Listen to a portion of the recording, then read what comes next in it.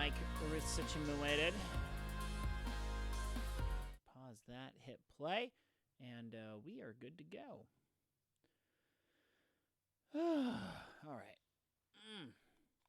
I just realized I am so gosh diggity dang out of practice. I'm so out of practice with Kingdom Hearts 3, it's ridiculous. Oh. Hello. Hi. Yeah, I am so out of practice on Kingdom Hearts, it's ridiculous. So I nabbed the new DLC last night and I loaded it up. And I was like, okay, well, I'll at least get through the cutscenes and kind of see what it is. The first thing they did, the first actual gameplay they do is literally throw you at a boss. That's like, yeah, it's like mid-game. It's like mid-game difficulty. It's not too insanely difficult, but you can pretty much cheese it to death really quickly. Yeah. But I'm just like, okay, what button does what? I forgot what button does the thing. Do the thing, Joya. Or Sora. no, it'd be. I don't know Kingdom Hearts characters. I know you don't know Kingdom Hearts characters. That's why I'm helping you out. Do the thing, soulless person, something. Yeah, I'm not gonna lie. I claim to quasi understand the actual plot line of Kingdom Hearts, because I have actually played all the games. So I kind of more or less understand the general idea of Kingdom Hearts, but my gosh, it is psychotically complicated. Hey, Wacky, how you doing? It is insanely complicated. As I mean, if you think about it, they have about, what was it? Let me think. 1, 2, Chain of Memories, BBS, Coded, 358/2, Dream Drop Distance. There's 10. There's 10 entries in this series. So, and not only that, like, everything is connected. Like, every game has connections. Even though RE Coded, we don't really talk about RE Coded. That's kind of the Final Fantasy Mystic Quest of the series. But, yeah. Final Fantasy Mystic Quest was awesome. No, it was not. When you can kill the final boss with a Cure 1 spell, you have problems.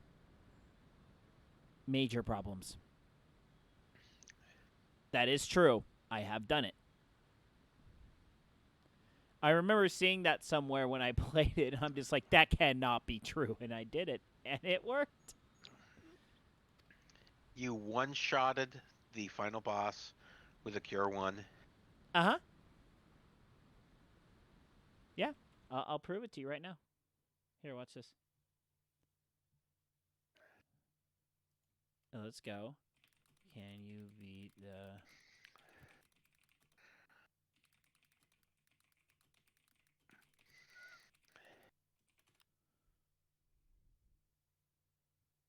Let's see here. No Cure exploit. Easy way to beat the Final Fantasy boss.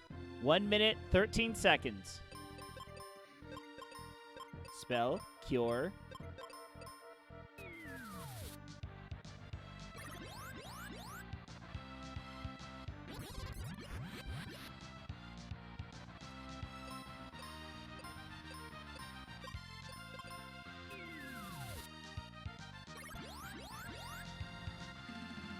Look at that damage with the Cure spell.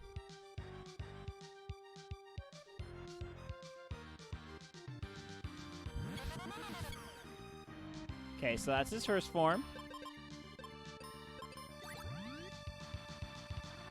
Okay, so that pops him into a second form.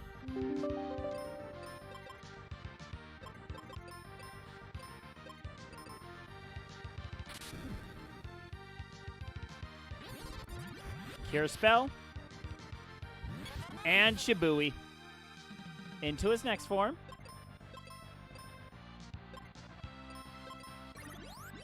Cure Spell. 30,000 damage and Shibui. And the final boss is done.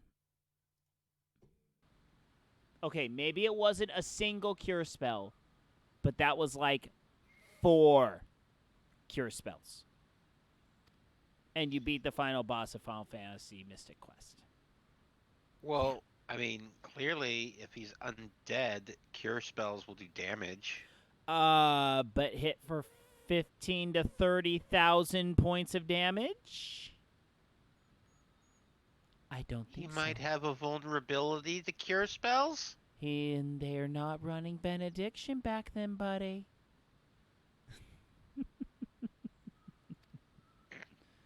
I still say that Final Fantasy Mystic Quest was a fun game. Okay, it was a fun game, but it was still kind of garbage. I love this guy. Okay, hold up. This guy is channeling his inner Keanu Reeves in Hardball. Bones heal, scars fade, but the dead remain dead. We're alive. And that's more than can be said for only the lords know how many others.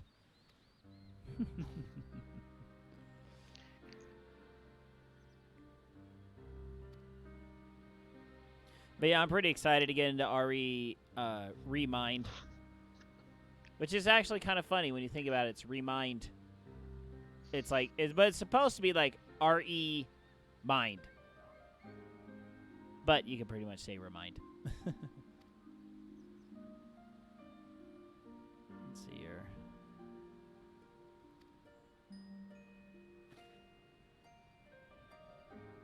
Lise is not amused. Go ahead.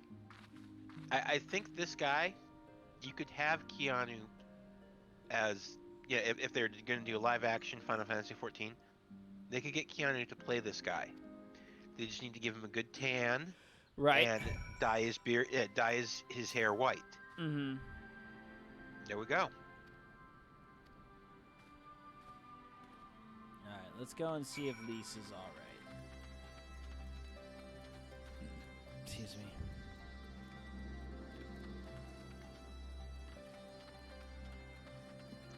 So, remember what I said about my job last night? About the situation with the building? Right. Yeah. So, the building is closed until at least Monday. Oh. That sucks. Granted, I already had tomorrow and Sunday scheduled off. Oh, okay. So there is that. But, yeah.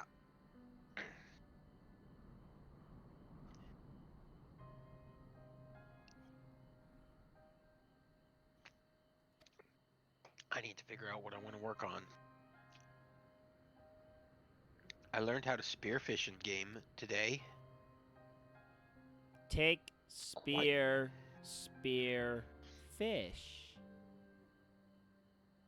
Yes. I actually have a buddy that does that up in Wisconsin.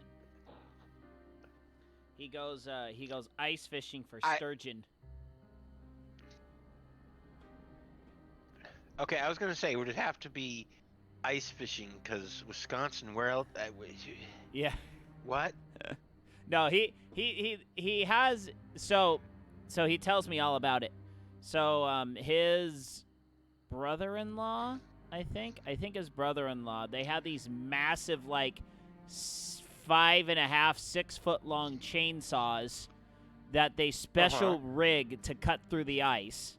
So then they'll cut this massive hole in the ice. They'll put a yurt, a somewhat of a foldable tent on it. Midwestern aren't always iced. So then they'll take these literally tridents. They will make these tridents, and the tines are like 6 to 9 inches long. He sent me a picture of this thing. It's like Poseidon-esque. It is no joke. So then what they do is they set up these yurts over their hole in the ice, bring an empty cooler full of beer, because if they have the beer outside the cooler, it'll freeze and explode. So the cooler is actually there to keep the beer from freezing.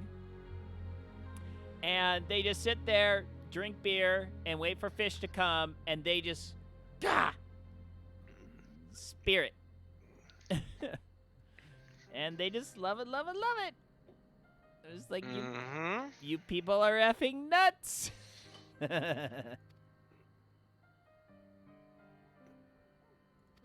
Oh, Lise, don't cry. Don't cry, Lise. Oh, cynical youth, emo boy, what's up?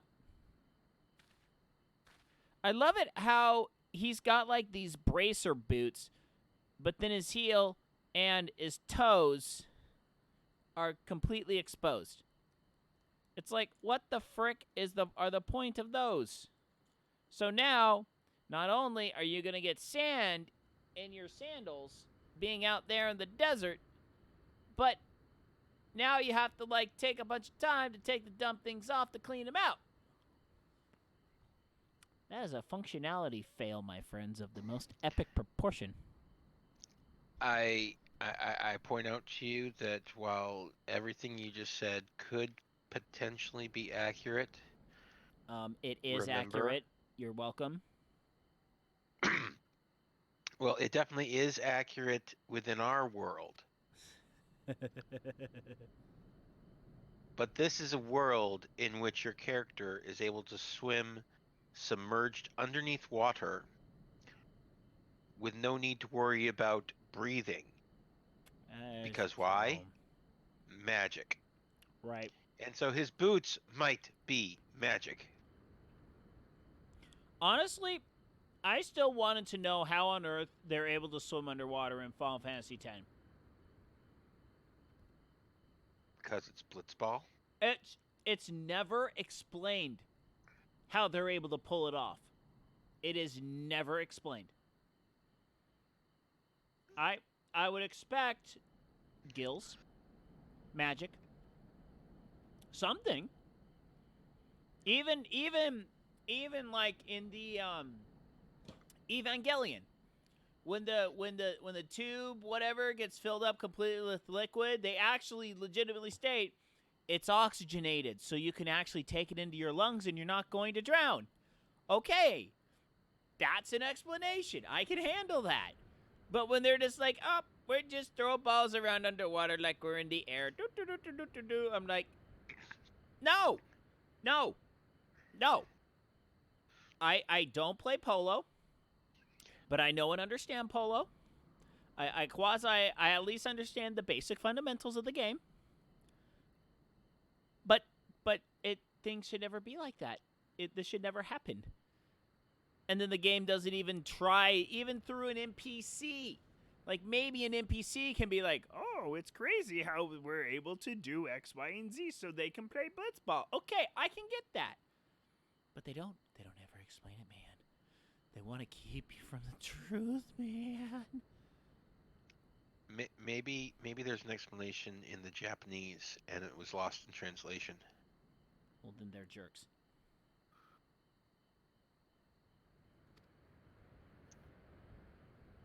Just saying it's possible.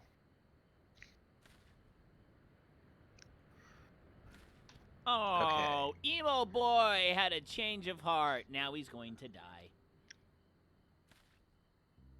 No, he can't die. He's a cynical youth. He is expendable. He does not have an actual name. Well, yes, but that means that because he's had a change of heart, one of two things will happen. Either A, his name will change, therefore becoming a named character, earning a name for himself, or he will forget everything and go back to being just cynical youth. Or we'll never hear from him again. Because he died. Right? Everything dies, my friend. You're dying right now. So are you. Yes, I am. You're a little further along than I am. in theory. Hey, is that a crack about my weight No, and my age. general health? No, age, you idiot.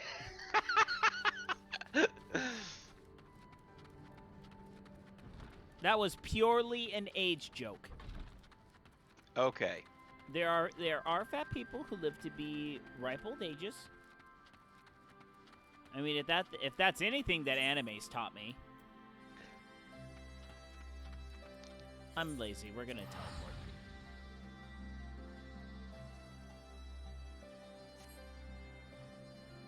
Yep. All of us are technically dying every second of every day. Even though we living every second of every day? Oh, you bet your sweet bouncing booty I am. One way or another.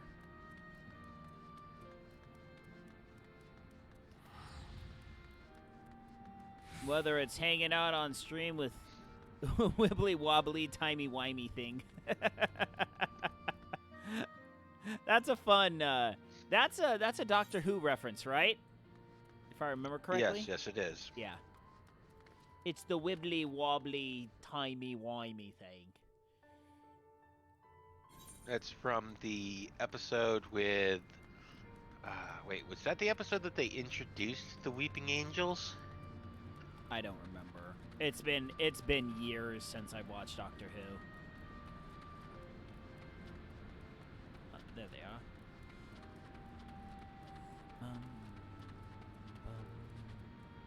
Hey, don't mind me. I'm just on your table. Doo doo doo.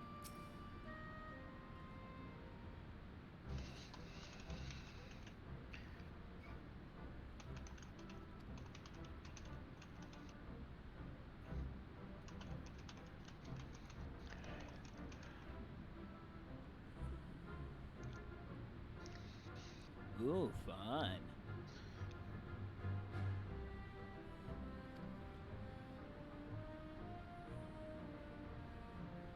Stupid thumbs.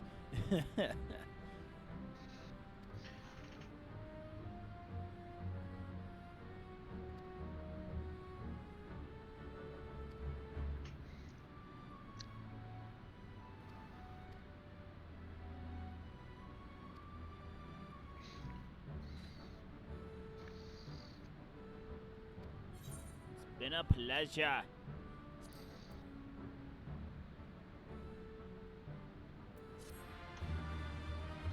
Just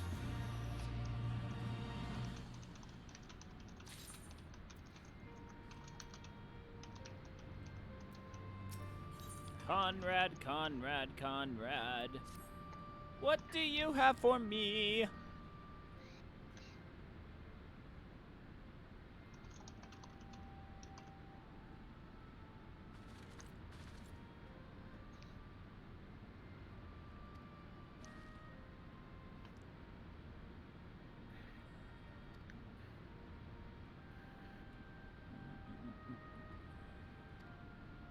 Alright, let's see if I can finally catch this stupid fish. Stupid fish. I know, right? Have I ever told you my fun vegan friend story regarding fish? I don't know. So, on my mission, my first Christmas was in a Spanglish area. So, it was a hybrid Spanish-English ward. And Bishop invites us over for dinner. He has a daughter that is a upper teenager. And she is a proud vegan. Except her mom forces her to eat fish. Because her mom was like, yeah, girl, you need some animal protein. And, yeah, you're going to eat fish. Because allegedly she has, a relative that lives near a pig farm. And because of that, oh, we can't eat the poor little piggies. Blah. Anyway, so we learned this while we were over for Christmas Eve dinner.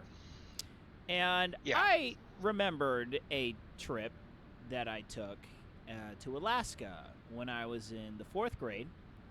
And my parents took us salmon fishing. Do you know what they do with a 20-pound salmon when it comes into the boat after you land it? Um, harvest it. Okay, so what happens is on this particular boat, there was a girl. She was probably about 13, 14, 15, somewhere in this age range. I mean, when you're that young, Okay.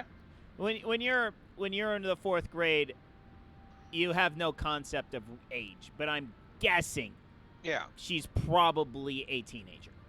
So Okay. she was the deckhand, and the captain was her dad. So then, Okay. one of us, and then there's 6 in my family, so we were all fishing.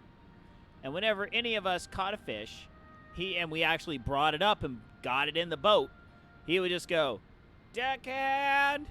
And she would put down her Archie comic, come on out of the interior cabin. She would take a inch-thick metal rod that's about 9 inches long and just go, "Bat!" She would club the fish to death. Okay. Usually took 1 or 2 good swings to do it, but I thought that was incredibly awesome. Well, I mean, you're collecting the fish to be used as food. It does Yes. not need to remain alive. Right.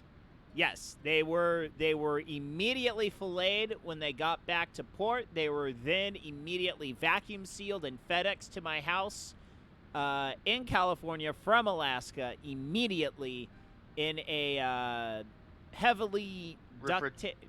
Well, it was a heavily duct taped cooler with dry ice in it. Yeah. Yeah. So yeah, I related that story to my little vegan friend that we just encountered, and she was horrified, and it was great, and I felt like I had accomplished a good thing that day.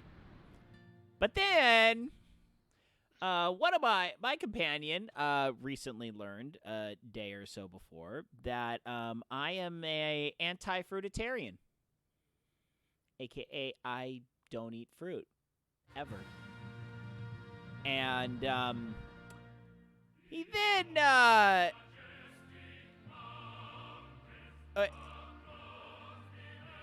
is this the USSR patriotic theme song here? This is the Garlean Empire. I know, but oh my gosh, this sounds almost identical to the USSR patriotic anthem. I will grab it. Okay, after this is done. Oh my gosh, this totally sounds like the USSR national anthem. I'm sorry, I'm turning on your stream audio. I'm dead serious.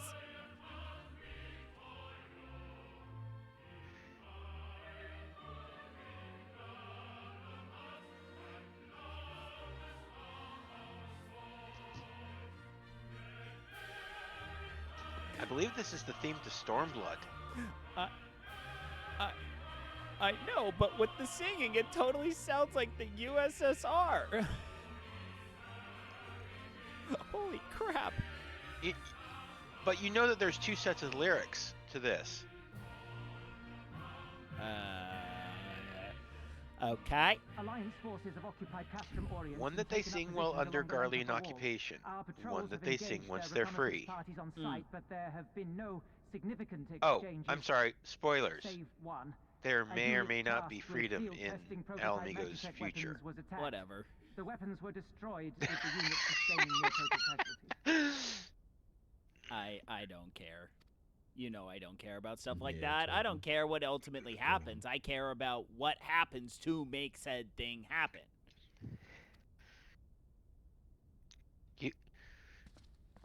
You don't care that the thing gets done. You care about the thing. Oh, I care about how the thing gets done. According to his report, Yes, that's what I they were just said. ambushed by a contingent of Eorzean Alliance You said regulars, the thing. abetted by resistance insurgents. That's what Yes, that how the depends on thing what gets your done. depends on what your definition of is. Is.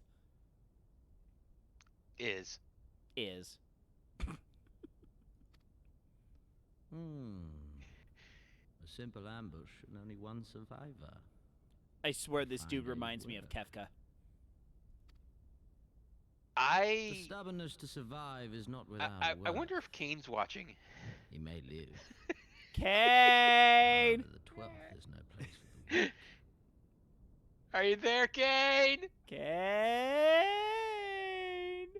Maybe if I say his name 3 times, he'll magically appear like Beetlejuice. Cane of juice, cane of juice, cane of juice. That just sounds weird. Yeah. Yeah. He shall I be relegated reckon. at once, my lord. As you say, the 12th is no place for cowards who count their lives more precious than the cause. The Xilth. Why can't you write 12th? Why do you need Xilth? It just looks like Zilth. The Zilth is Because no place it's for imperial cowards. numbering. But why? You can spell 12th. But that's not the name. But neither is Zilth. Indeed, indeed. We have no need of cowards. Cowards. Let's go poison a whole city. Uh-oh, someone's gonna die. Someone's gonna die. Who's gonna die? You gonna die? You gonna die? My lord, And you're dead. Cowards who defer critical missions to their subordinates, who hide within their castra, never meeting their prey in battle, never staring into the whites of their eyes.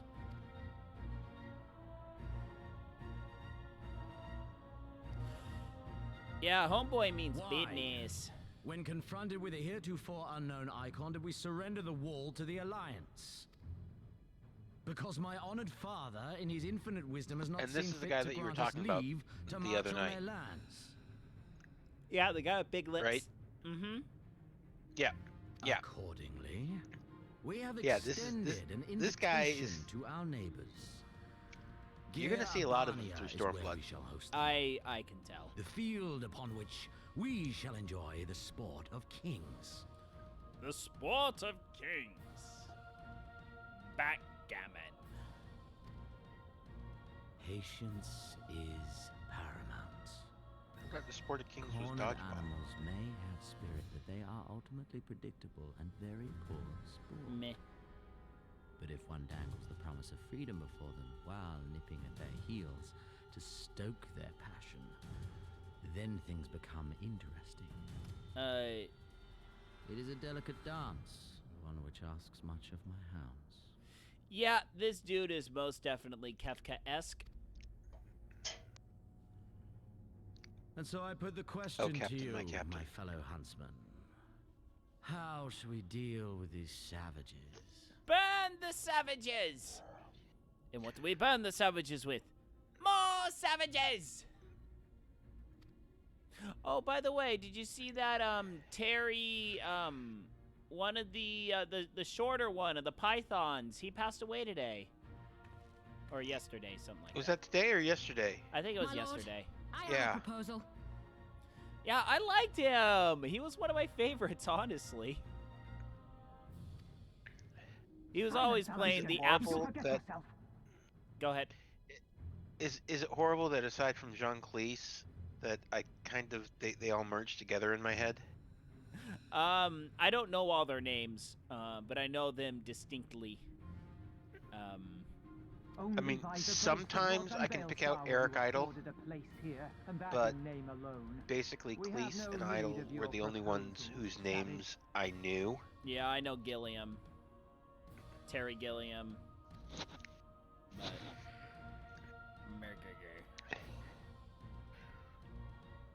But... Fordola did a murder. Don't kill the hot chick! No! Oh no, no. He Ooh, likes her. Ooh, serious This face. savage yearns to hunt her own. The floor is yours, Commander. Thank you. my lord. Ooh. Now meet me in my quarters in 10 minutes.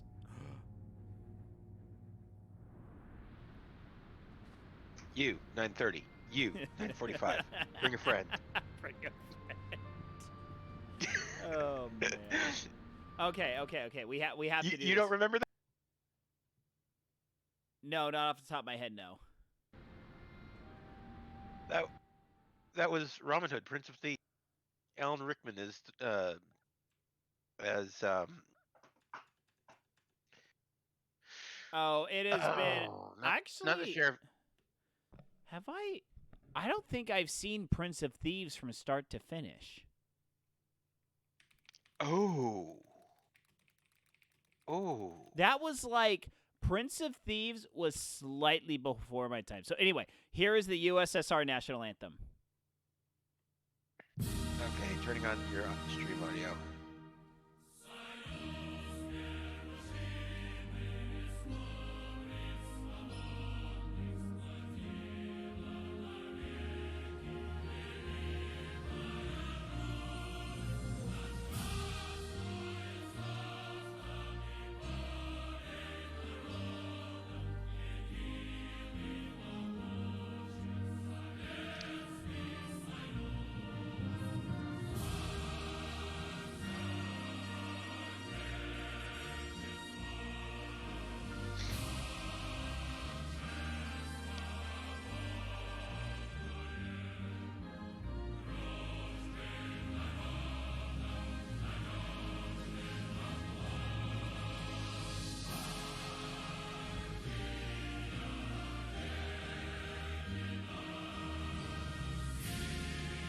All right, that's enough. But anyway, it totally reminds me of that though. All right, Managa, what's up? What up, girl?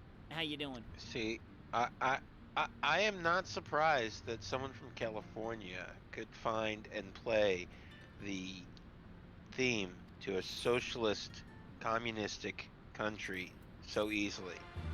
Not surprised in the slightest. Actually, any fan of No, Buck, any fan of Buck Sexton would be able to quickly find and play the USSR national anthem because of Commie Bear. We Commie Bear? We need Commie Bear. Give me 1 second. We need Commie Bear.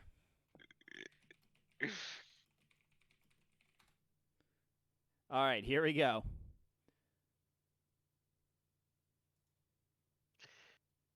How are we going to be the death of Uwaki? We've been following the Depardieu story very closely, as it should be followed, of course. And now it's actually become a national issue, an international issue, because Russia is involved. Russian President Vladimir Putin has offered a green card to Gerard Depardieu, the hero of France. Now, this, of course, has set off a crazy battle. Where will he stay? I feel like worlds are about to collide right now. Worlds could collide, SC, and who better to ask than Jean-Jacques, the Marxist millionaire from France. Yes. Depardieu, please, do not leave France. You cannot abandon your... Niet! What's going on? Oh my gosh! Greetings, imperialist Americans. President and Supreme Leader Putin has given official Russian passport to Comrade Depardieu. He say, leave France, come to Russia, bring all private property. What could go wrong? Let's take a look. This is big insult for French people who keep Depardieu, won't keep Depardieu, but he is too manly for them now. So I tell Depardieu, why you leave French country for Mother Russia? Many reasons, not just switch wine to vodka. And look at the silly hat called beret. On Commie Bear, I say, look, this hat is ridiculous. It make me want to get punched in face. And now look at this photo. Look at this guy. This will summarize entire argument. What is this? French Special Forces? Commie Bear, not nice. Clearly it's French Navy. I conclude by saying, happy holidays, Yankee capitalist pig. Enjoy your presents and plunder while still in your greedy American hands. Merry Christmas and dos vidania.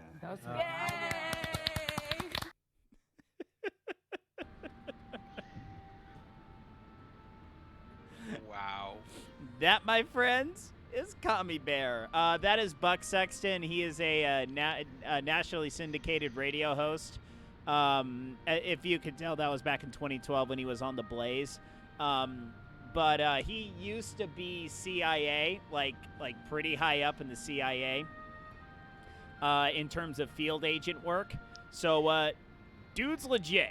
He's been around a bit, and he is a very funny character. And I have always been a big fan of Commie Bear. So yeah, Commie Bear is just too good. So now do you understand how I know the USSR Socialist National Anthem? I was taught by Commie Bear. And actually, no, I wasn't really taught that in my People's Republic of California public education. I actually live in a pretty conservative city. My city is actually a pretty good bastion for common sense.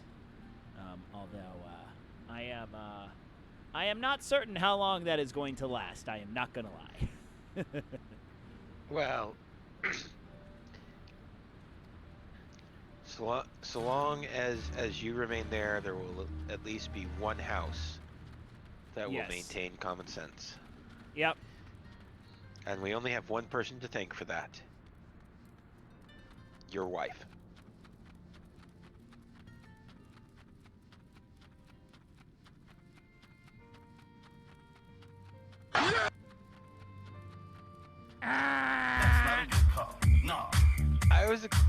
I was expecting. That got me buzzard. Yes.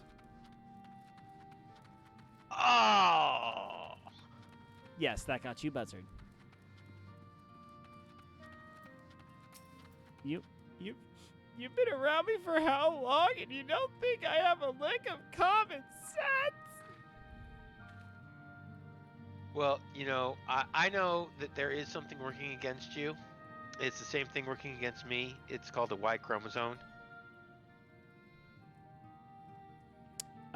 You mean the amazingly awesome chromosome?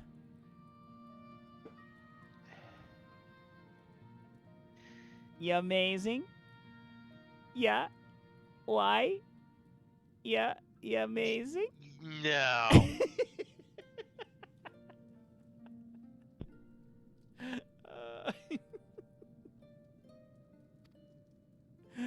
Oh, come on, man. Ah, Pharaoh got buzzard. Not again. All right. You can play that game. Yes, you can play that game. But your buzzer doesn't have a jaunty little tune to attach to it now, does it? Well, not yet. Yeah, you got it, Wacky. Wacky got it, you see? Wacky got it.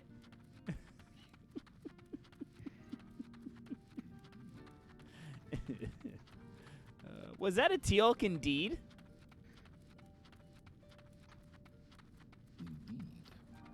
Yes, it is. That's a Teal'c indeed from Stargate. No, it is from Destiny. Oh, okay. Oh, right. I got it. Yeah, that's what's his face. I believe Zavala. Yeah, Zavala. It's close though. Oh yeah. I should have fun playing some of my drops and just having you guess where they're from. And just mock me for not getting them all right. Or have you mock me for actually having them. Yeah. And yes, Wacky, that would make you zamazing.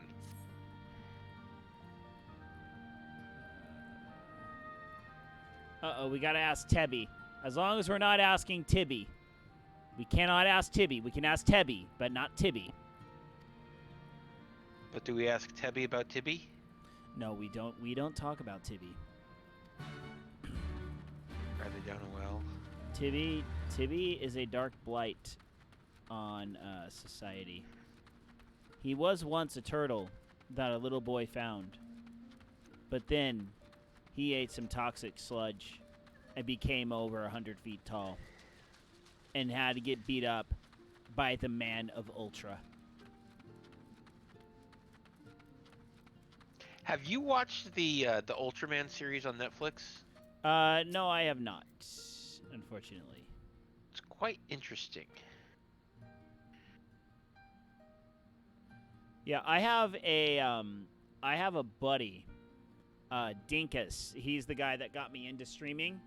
He is. Who you named your chocobo after? Yes, he is like uber psycho Godzilla kaiju nut, like way beyond any healthy obsession. He has a very unhealthy obsession with all things kaiju. So if it that's deals with a guy in a rubber suit, he's probably interested. Yes, pretty much. And that came out way wrong. I'm sorry. Yes, it did. That's okay. I know the context. Because Godzilla was a rubber suit. Yes, I know. No, I'm explaining to your viewers. Anyone that knows anything about Godzilla knows it's a freaking rubber suit. Come on, man. Well, except that the 90s Godzilla with Matthew Broderick. No. We don't talk about that one. Nobody does talk about that one. Except for the fact that it is my father-in-law and my wife's favorite Godzilla. Oh, you poor soul. I know, right? How did you marry into that family? My options were slim. Oh. No, not really. I was just like, really? No, we connected on so many other levels. Oh, I know. Oh, okay, sightseeing log. There you go. We just synced so well on our on our future plans for kids and family.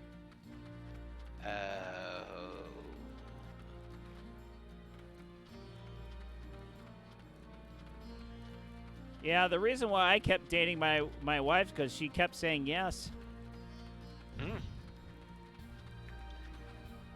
I remember actually freaking out to my other friend Sarah. Her nickname was Evil Princess Sarah because she was from Mauritius.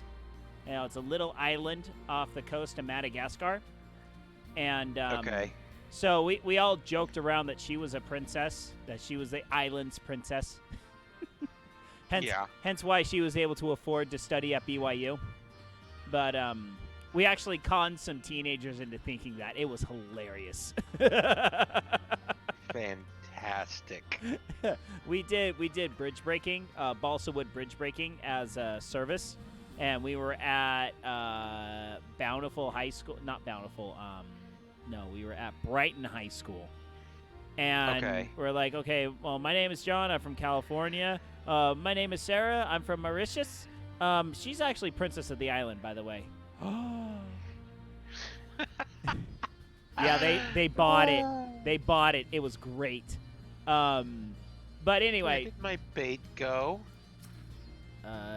There's a hole in my bucket. There Liza, there Liza. There Liza. But, oh, Concrete Canoe. Yeah, they do Concrete Canoe at BYU, too. I never got into that one, though. I kind of always had swimming, so that precluded me from doing that.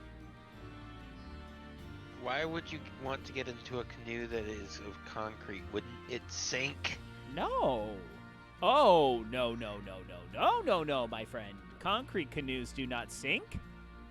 If you engineer them correctly, and you use the proper mixtures, and you have the proper hull dimensions. Wait. Concrete canoes will not sink if you engineer them correctly and civilly. Uh-huh. Yeah. And yes, I'm sure that's a joke that you've never heard before. Actually, the civilly one, that's never really come up, actually. That one's never come up. Wow. I've actually had more people ask me if I drive trains. No, because you see, you're an engineer, not a conductor. No, train drivers are also called engineers. I thought they were train conductors. Mm-mm. The conductor is the dude that walks back and forth and gets your tickets. The engineer is the driver guy. Okay. But well, I mean, the conductor's also the guy that directs the music, but that's a different thing. Right. But so anyway, I was over at Sarah's place once, and this was after dating my wife like 4 months. Because, I mean, I'd known her since January because we had a class together. And then I was dating another girl at the time. But then by fall semester that year, I broke up with the other girl. And then I asked Carrie on our first date, and I totally said my wife's name. I try not to do that too often, but whatever. I asked her out literally 2 weeks after I dumped the other girl. Well, it was more mutual than anything. Then she married my best friend. Long story. That's a long story. Anyway, but so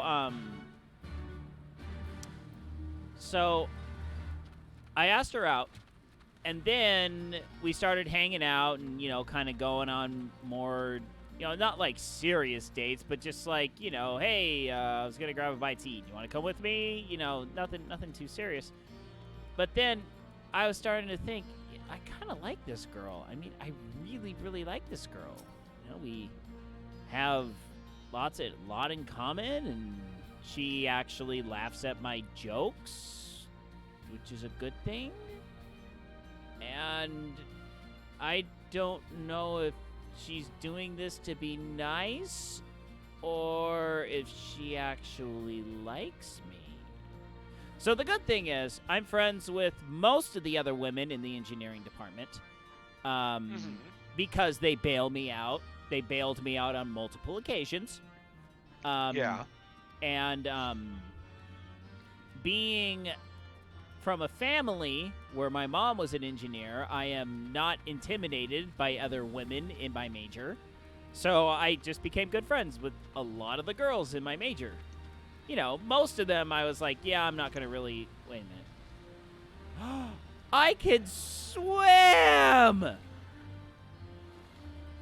Yeah. Of course you can. Why wouldn't you be able to? I don't think I knew that I could swim. Yeah. You can swim in all Stormblood areas and Costa del Sol. Okay, Stormblood areas. Okay, so that's new. It was new. So anyway, so then I remember being over at Sarah's place, and I was just like, okay, Sarah, I need to ask you something. Okay? Do you think Carrie likes me?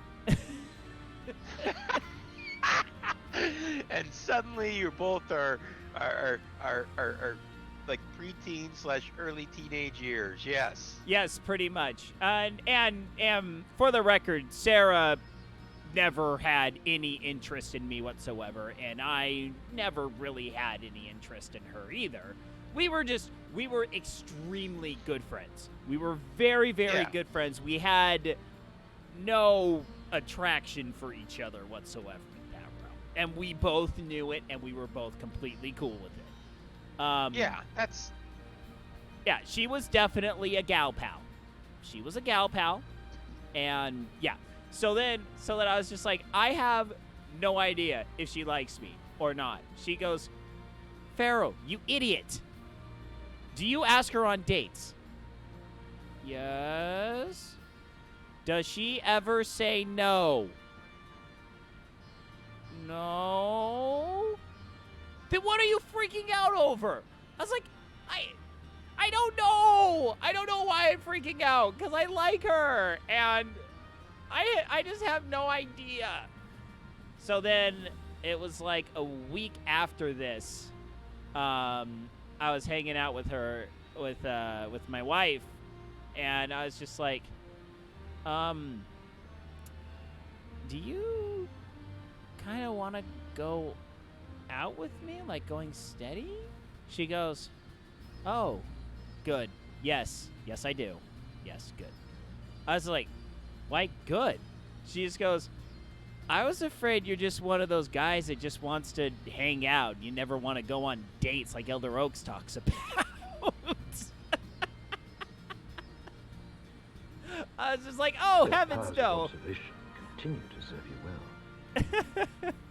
I was like, no, heavens no. I really like you a lot, and I kind of want to see where this might go. And yeah, I mean, maybe we could talk about marriage, but I'm interested enough to where I kind of want to only go out with you for now.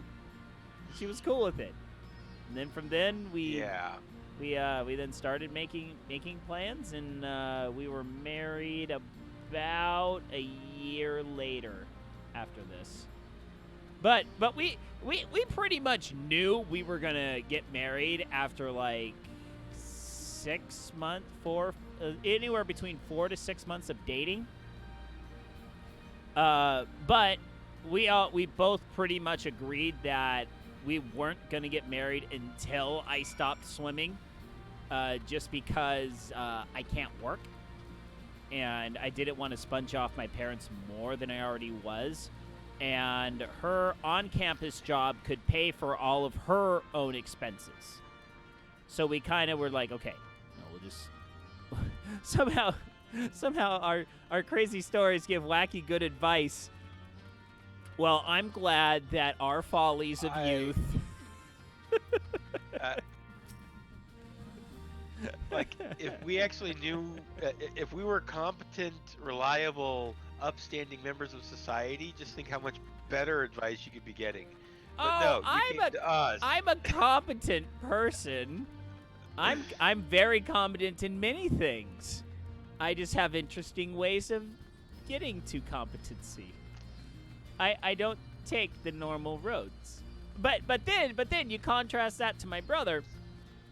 And so I decided, since we're just running around aimlessly, I'll tell the story of how I got engaged to my wife. That's a good story. So I decided, we pretty much knew that we were going to get married. And then, so this was the end of fall term, so this was in December. You're teaching me what not to do. Hey, you know what? Now, I'm totally fine with teaching you what not to do. Teaching you what to do? Okay, ow, ankles, that sucks. But yeah, I'm glad to, Oh, hey, Deotis. Lurk away, my friend. We're just talking dating advice. Welcome to Date Night with The Farrell and William Paul, your hosts. That note... Dum. What was that? Is that like how we murder relationships or something like that? No, that was just the Law and Order. Dun dun. I know, but that's usually after somebody gets murdered. Usually, I never watched Law and Order. It's the intro. They have the intro, and then the dun dun. Then someone gets murdered, and then they do the intro credit scenes, and then they do the dun dun. Yes, I've watched quite a bit of Law and Order. Not like every episode and like every freaking Psycho spinoff, but I've watched quite a few episodes, and yes, I know how those episodes work. But anyway. But do you realize? Anyway, engagement to your wife. Go. Engagement to my wife. Okay, so it was about December, and I was walking around the engineering offices because I had to ask a professor a question, and one of my professors literally comes up to me and boldly asks, "When are you going to put a ring on that girl's finger?" Yes, I got heckled by one of my professors to get engaged to my wife. So then I was just... Ladies and gentlemen, only at BYU. Only at BYU will this ever happen. So I was just like, because my original plan was to wait until, after swim season to get, oh, I have a troll professor. It was to wait till after swim season in order to propose. But then I was just like, you know what? I already have the ring. Why not just propose now? So then I set this plan in motion. So her family used to live about 40 minutes away from my parents.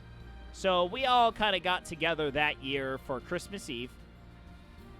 And it was that night I did the official ask my father-in-law to marry his daughter. And I said, I showed him the ring and I go, so I'm guessing this is the point where I ask you if I can have your daughter's hand in marriage. He goes, well, I guess this is the point where I tell you welcome to the family. So then I was just like, okay, here's what we're gonna do. We're gonna do Salt Lake City, New Year's Day. We're gonna do a carriage ride. We're gonna have dinner at the Joseph Smith Building. We're gonna walk around and see the lights, and then we're gonna go into the visitor center, and I'm gonna propose right at the Christus statue in the visitor center. I'm like, good, great, plan set up. So then what happened was I went back up to BYU for Christmas training. So I was there from the day after Christmas all the way until the school started up again. So then my wife's sister was already living in Utah. So she came up. Wow, man, fetch quest freaking galore here. What the heck? So then I recruited her to kind of help me out on the whole engagement thing. And she was totally cool with it. So I had her, because Carrie was coming up, what was it, New Year's Eve? I think she came up New Year's Eve. So we kind of did a little thing New Year's Eve together, and she just moved into the same apartment complex I lived in. So then, well, what the frick frack swickety smack am I supposed to pick up now? Oh, it's probably over here. You're searching for herbs and searching for missing recruits. I know, but where the frick is an herb? Herb. You don't know what an herb is? I know what an herb is, but how is the game representing an herb? Little twinkly lights on the ground? I know, but I don't see twinkly lights on the ground. Oh, this one's a recruit. Never mind. All right, up. There's my herbs. Okay. Gotta get the Sanka man. Anyway, so I was just like, hey, can you help me with this engagement? Future sis-in-law goes, great, sounds good. So then the whole next day, we're figuring out all of the particulars of the plans. So I'm like, okay, well, let me try and get reservations. The funniest thing about this whole ordeal is I'm speaking to her sister in Spanish, because she served a Spanish-speaking mission in D.C. So the two of us are speaking Spanish to each other, but the good thing was both of us spoke Dominican, which is a very, very slurred, it's a very messed up form of Spanish pronunciation-wise. So both of us were able to totally jack up our Spanish into a form that is nigh recognizable, and my future wife had no idea what the heck we were saying. Now, So- does she speak Spanish? She understands a bit of Spanish. Since she's been around me, she's learned to kind of understand the flow of the conversation, although she may not know the exact words of the conversation. But Did she understand it back then? there was one instance where we were talking about getting dinner, and I was just like, yeah, tenemos que ir a comer la cena. And she goes, Carrie's like, wait, cena? That's dinner. Why are you guys talking about dinner? I was like, no. We're talking in Dominican. It means something else. I just totally passed it off like it was just Dominican slang for something else. But then, okay, so then during the day, I realized, number one, Joseph Smith Building is closed. So Fancy Pants dinner wasn't going to happen. But we wound up going to one of our favorite Peruvian places at like 3:30ish. So we had a really late lunch. So none of us were really, keen on dinner that anyway. hungry.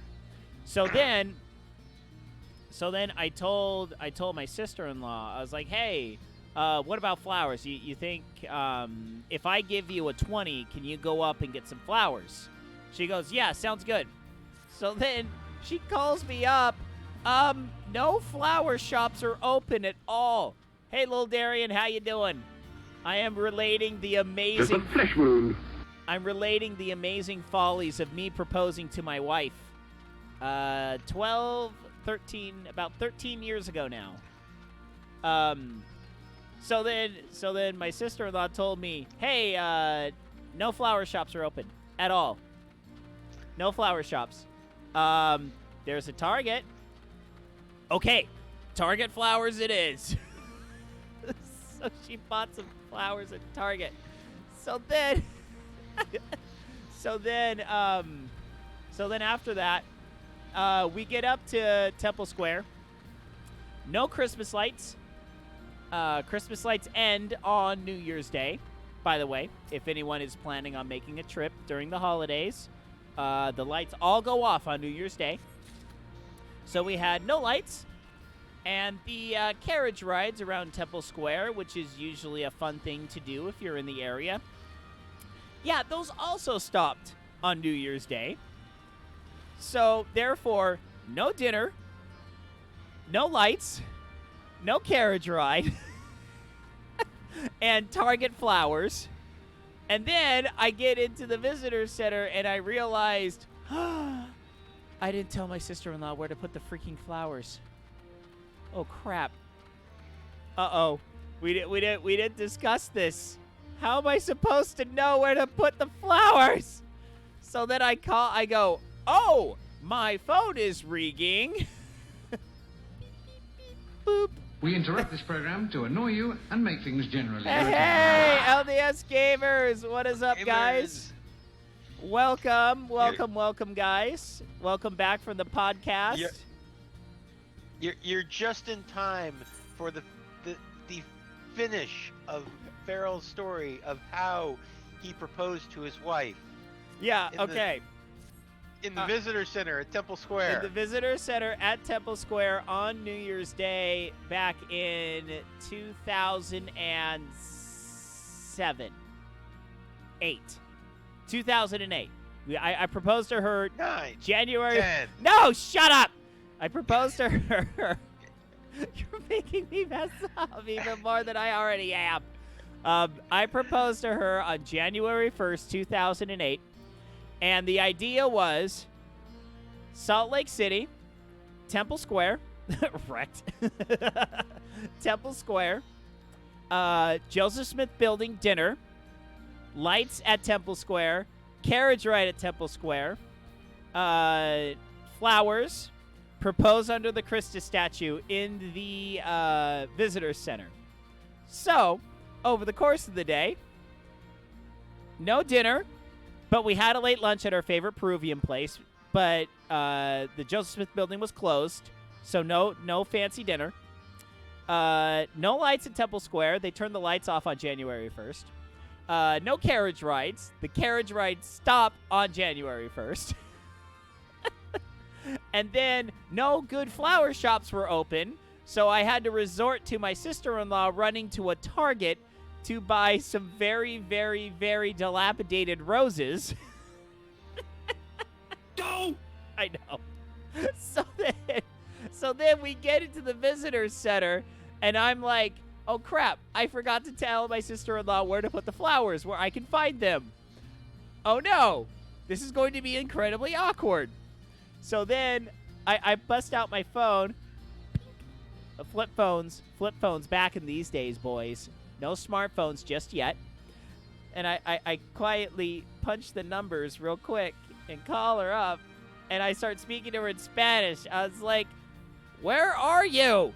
She's like, I'm in the visitor center. And this is all in Spanish. My wife's just looking at me, with my girlfriend at the time. She was just like, what the heck are you doing? I was like, oh, it's one of my mission companions. Hold up. So then I wound up just telling her to put it by the stairs. So then I was like, hey, I see something over there. And then I walk over and I'm like, ho ho, what's this? A bouquet of flowers? How did this bouquet of flowers get here? And what? Your name on them? Ho ho, what is this? I think these are for you. She goes, what's going on? I'm like, just go with it. Just go with it, okay? She goes, oh, well, that's very nice. So anyway, so then we go to the, wanted to do the little scene at the Christus statue where they have the, they tell the scriptures and a couple things. So we were in line to do that because I was planning on proposing to her after it. So then there were some sister missionaries, and they were like, "Oh, so what are you two here for?" And I was like, "Oh, wanted to see the lights and stuff." Oh my gosh! Bling almost got arrested for when he was proposing to his wife. Okay, Oh, I'm man. sorry. Bling, this is for you. Oh, man.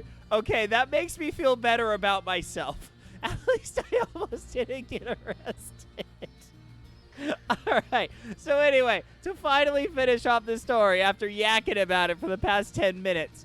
So the sister missionary is like, so what are you here for? I was like, oh, just at Temple Square. Just wanted to walk around. So then we go up and we do the little show thing, and then I propose, and she said yes, and then yes, you can, but yeah, just hop in. I'm just about done. Then you are more than welcome to take the floor while I run and do some fetch quests. Fighter's Ward. Okay, over this way. I've pretty much already finished most of the story. So anyway, so I proposed. She said yes. And then my sister-in-law came up. We took pictures, and then we walked back down. And then the sister, and then I walked up to the sister missionaries that were there. I'm like, yeah, I'm sorry, I lied to you. I just proposed to her. She said yes. The sisters are like, oh my gosh, oh my gosh, oh my gosh. So yeah, and then we went to Starbucks. My wife and her sister got their Frappuccino doohickeys that taste like garbage milkshakes. And yeah, that was that. So that's how I proposed to my wife. Oh, heck of a lot of failures, but the end result was a good thing. So I chalk it up as a win. And she still hasn't fled after 12 years. So, yay. Anyway, Bling, come into chat. We shall gather round the taqueria and hear the story of one Martin Luther Bling and how his proposal. And the time he almost got arrested. She got arrested. Whoa, for proposing to his woman. He got arrested. Whoa. I didn't get arrested. I was just. No. We said this was the story where you almost got arrested. And I was just quoting the interrupters. So, Okay. you know. Okay. All right. So, to give a little bit of context, on our first date, we went to. So I went to college at BYU, Idaho. And not too far from Rexburg, there's some sand dunes.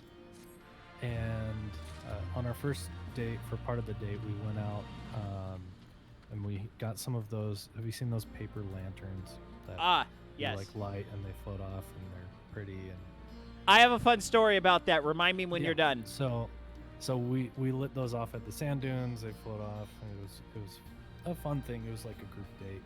So there were like 4 or 5 different couples there. So that was cool. And I was like, oh, for the proposal, I'll go and get some of the lanterns. We'll go out to the dunes.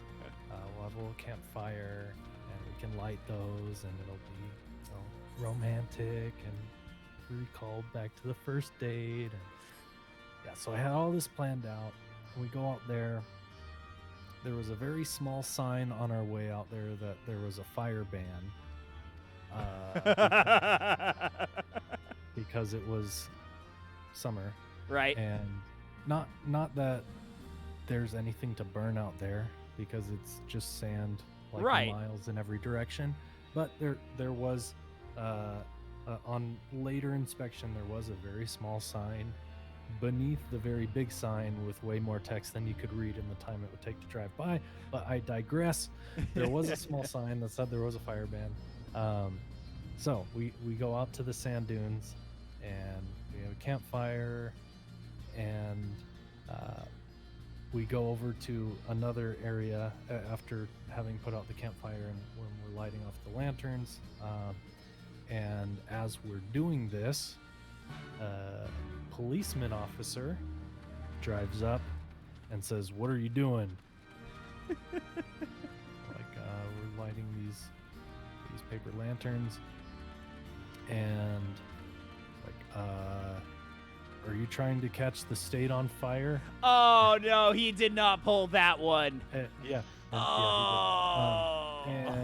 And like, no. I mean, these you light them, they float up, they burn up before they come down. And he's like, nope, you can't do that. And so, he cut that out.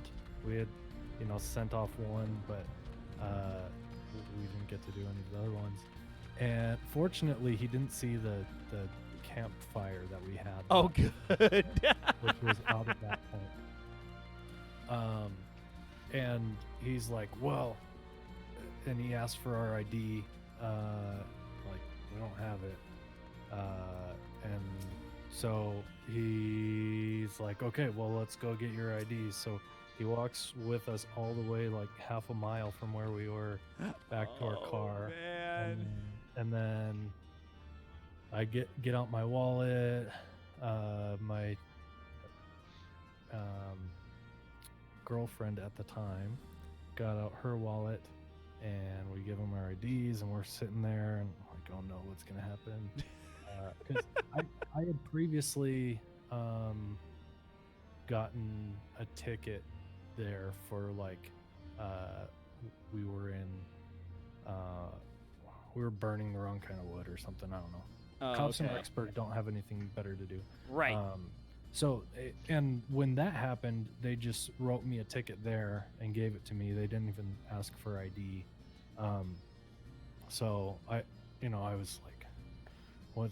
This guy's like walking us back to the police car, and like, yeah. So he's going over our stuff, and fortunately, he happened to have the same last name as my girlfriend at the time, and suddenly he was in a way better mood and just got to talking to her about Fulmers and his family, and they're trying to figure out if they're related, and then he was super friendly. and he ended up being just like, oh well, don't do it again. Oh, There's man. a fire ban. So, yeah, that was a relief. And then, so we went back up there and tried to cover up any evidence that we had a campfire. and then I proposed. Or what? They're going to send the SWAT team to your house? We Yeah. found the remains of a campfire. Right. And then I proposed, and it was not nearly as romantic. It was not romantic at all.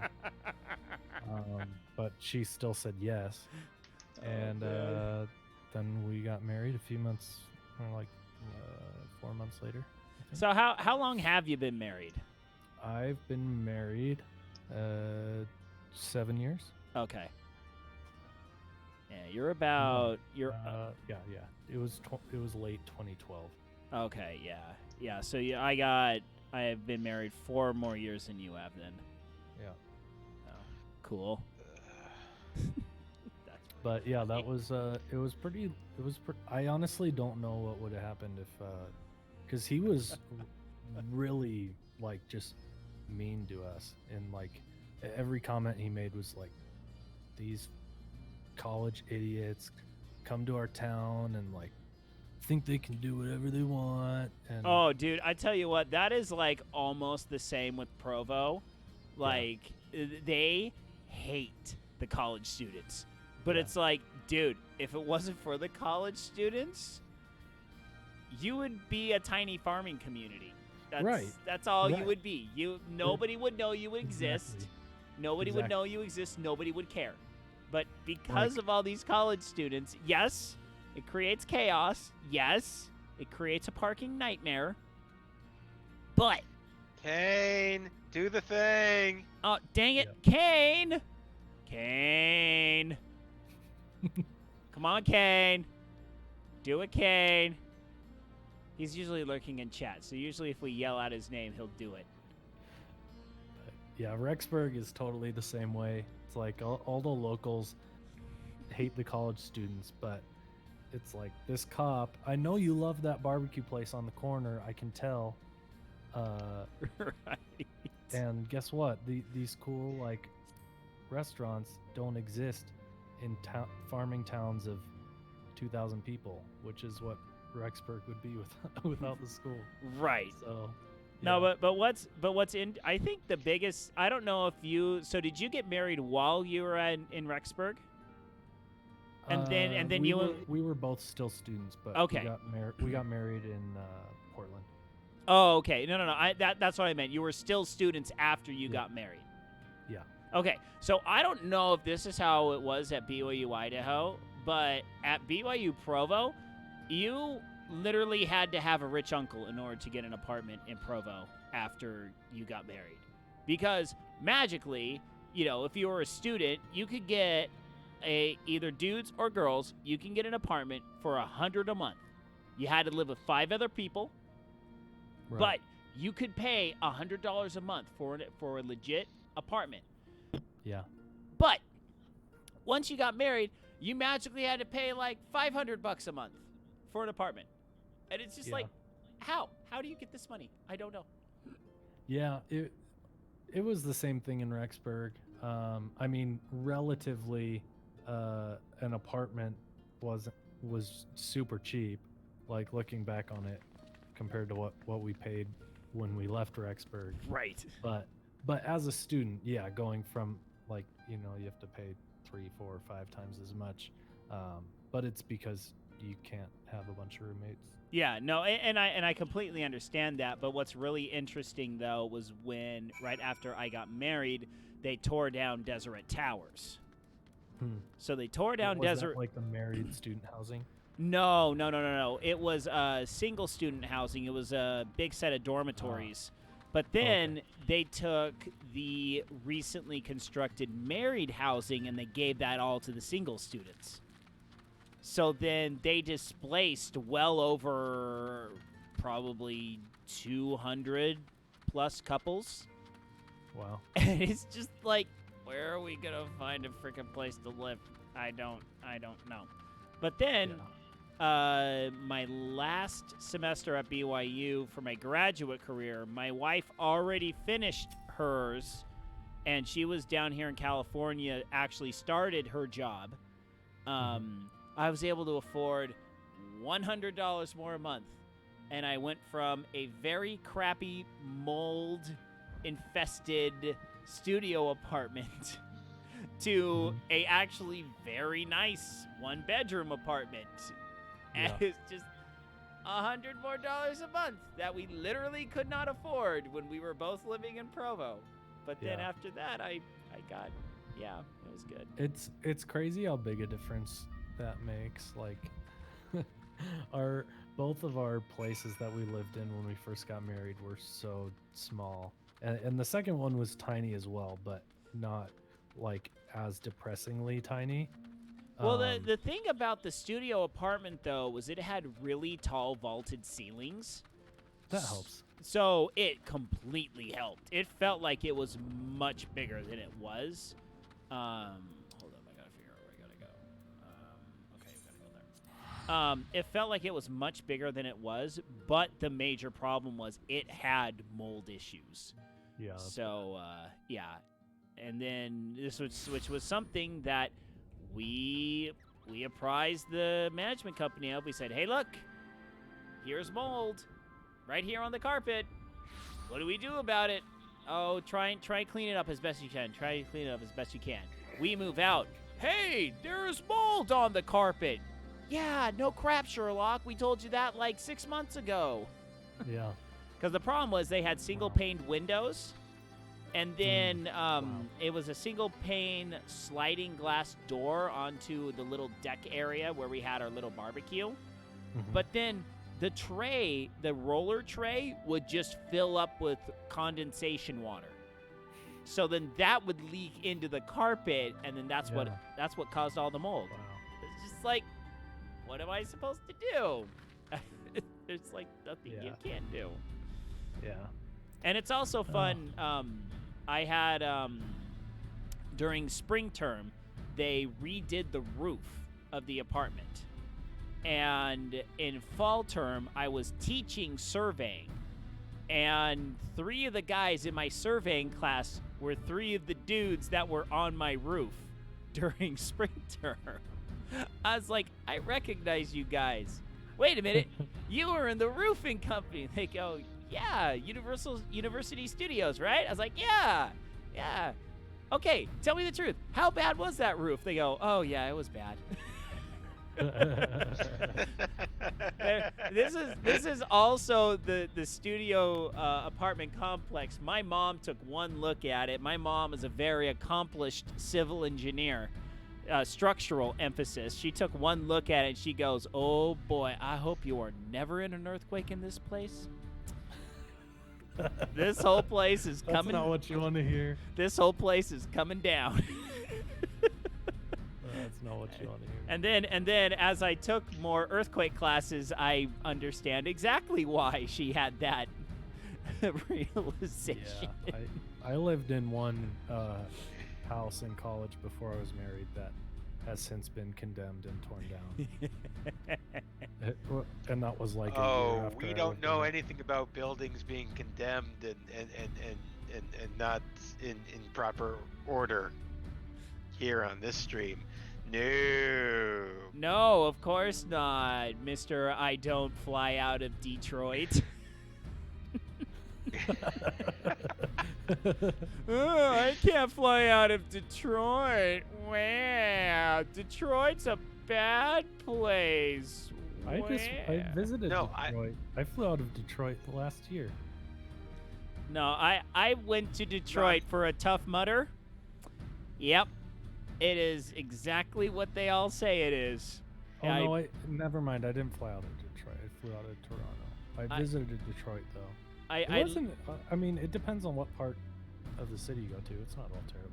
Yeah, I went through the heart of Detroit. Yep. It's terrible. Yep. It's not all terrible. Decaying buildings that look like they just got bombed in World War II?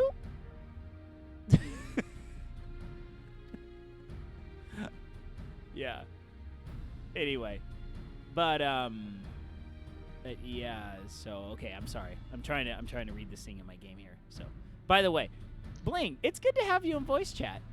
It's kind of nice. Yeah, dude. Sure thing. I guess I'm in a talking mood after the podcast. Oh, by the way, how did the podcast go? You are more than welcome to kind of summarize it for my viewers. Yeah, so it was mostly going over kind of upcoming stuff for 2020. So we talked about like Half-Life Alyx, which is coming up. We talked about Xbox Series X and PS5. We talked about the new 2D Metroid game that's coming out and the new Paper Mario game. Whoa, hold up there. New 2D Metroid game? I missed that. This year. It's coming out. Hold up. We are going to look this up real quick. Yeah. So I guess, Metroid Prime 4 got further delayed, and they're like, well, while you're waiting on that, we'll drop a new 2D Metroid game for you guys. Let's see here. It's time for an all-new 2D Metroid game. Yeah, because what happened was the Metroid company flat out came out and said... that's just like an opinion article. Yeah, that's an opinion article. Is there a... Aaron, I can post the link. Yeah, post it in my Discord if you don't mind. Or in chat. Chat's fine. Okay. But yeah, the company that okay, so that's a rumor.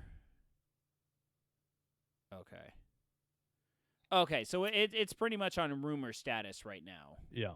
Okay.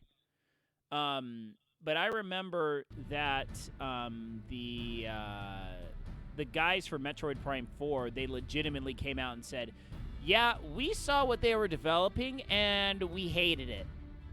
So they're like, we're starting over. Yeah, they're like, we're canning everything, and we're starting fresh. We're just like, oh, ouch. Yeah, because they announced it at E3 in 2018, and then E3 in 2019, they didn't show anything. It's like, you've had a year since the last E3.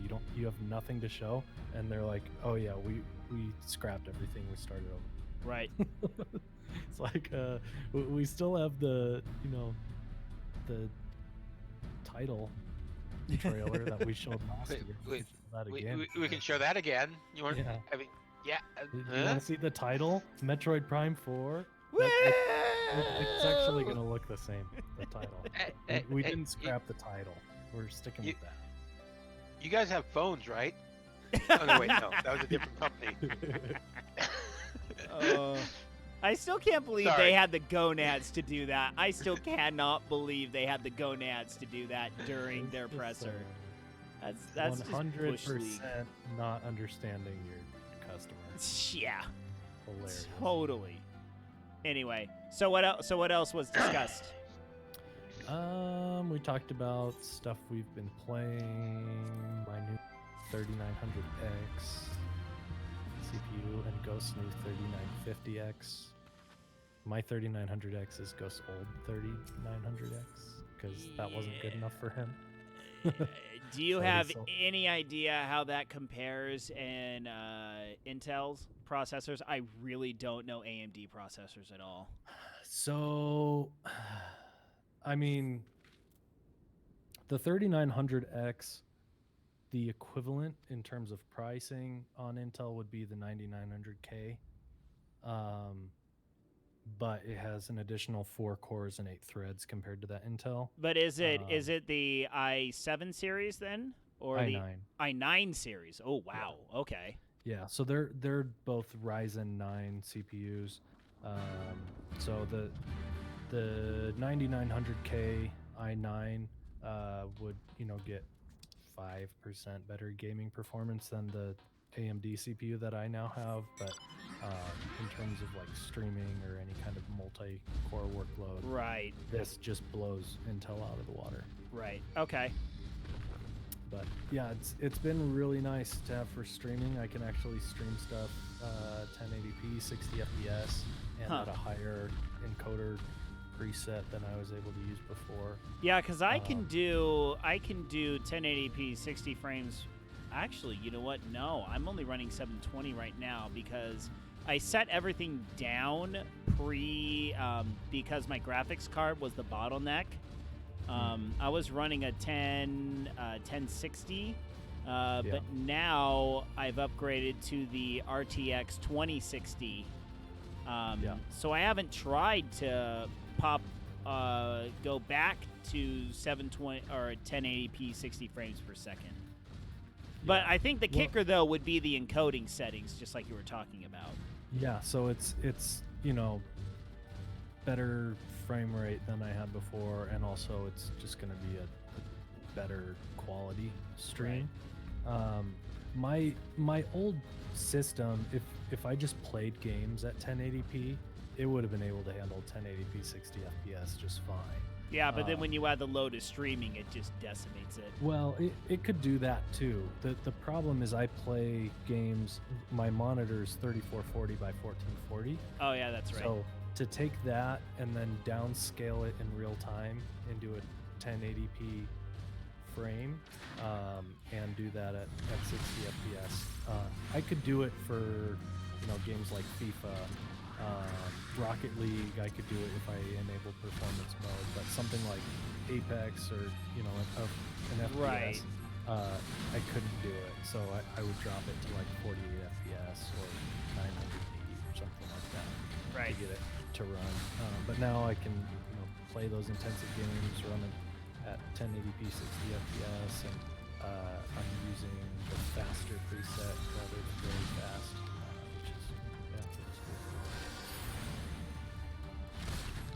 Oh, man, I tell you what, I am so excited for all the new JRPGs coming out this year.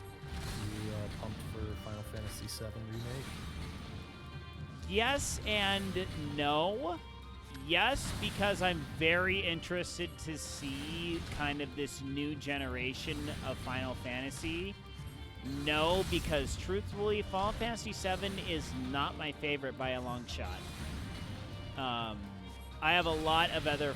I mean, yes, I understand the historical significance and how revolutionary that game was for when it came out. Yeah. But in terms of an overall story and everything, it's not my favorite. It's probably about 4th on my list, actually. But I'm actually way more excited for Persona 5 The Royal, Tales of Arise, Bravely Default 2, and there's like 1 or 2 more that are just escaping me right now. Yeah, there's a lot of good stuff coming out this year. 2019, I think, was maybe a little slow. Yeah. I think a lot of people are kind of waiting for the next gen. And so there isn't as much hype about video games in general. Well, the way I was reviewing 2019, and the big ones for me that I was actually really excited for was Kingdom Hearts 3, which came out early 2019.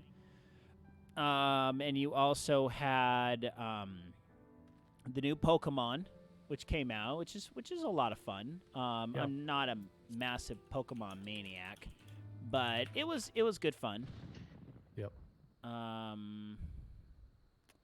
But yeah, I mean most other stuff. Here, hold up. The only new game that I put a decent amount of time into was Apex Legends. Right. Excellent. The disposition of the Imperial forces is exactly as expected. I will notify Father. It's not super my type of game. Cannon It was fire. interesting. Where did it come from? And I can see why people liked it, but What game was it? I haven't finished it yet. Star Wars Jedi Fallen Order. Oh, okay. Yeah, my brother-in-law Knock, he played that and he really enjoyed it. He was able to finish it before 2019 finished. There was Untitled Goose Game. Oh, Untitled Goose Game was glorious. I will openly admit that was a lot of fun. A lot of people really like Death Stranding and Control, Sekiro. I didn't play any of those though. Yeah, I didn't play any of those either. Yeah, I'm just looking at all the games that I beat last year. Yeah, most of them were games I purchased years ago. Finally got around to beating them. I had a campaign early this year or last year of trying to take a bunch of games that I've owned for literally years and just being like, okay, Smoke. we are going Let's to knock beat this these out. games. It's Ralga's reach. So that was my my completionist Saturdays. How did you do in terms of viewership on those compared to your regular streams? Is it pretty consistent? Like, does your viewership vary based on the games you play? I've played so many games last year. Honestly, most of my viewership is rather low. So Sure. I mean and this sounds trite, but I don't base my success off of my viewer count. My ethos is I'm playing the game anyway. I get to chat with people when they come in. Yeah. Why not throw it on the stream? Yeah. That was really just more out of curiosity. Right. You know, Yeah. and I get that too. But like earlier this year, mostly I played a lot of Monster Hunter. Depending on what I was playing at the time, I may have... I'd have to go back and look at the timeline of how everything fit in. Yeah. I can't remember off the top of my head. I think, is it Streamlabs that will show you, like, your average viewers by game? I think there's a page where it shows you that. I think so. It's no use. Which I is think someone's interesting to jamming our look at communications. sometimes. Is it under analytics? You I'm don't trying think- to remember where it is. Could this be part of a coordinated attack?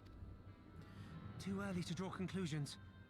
We must abort the assault. I will say, though, my morning bike workout streams are actually rather popular. Really? That's cool. Yes. That's awesome. Yeah, it's interesting. But I'm actually going to be possibly making an addition to the Pain Cave very soon. I might be inheriting my parents' treadmill. So then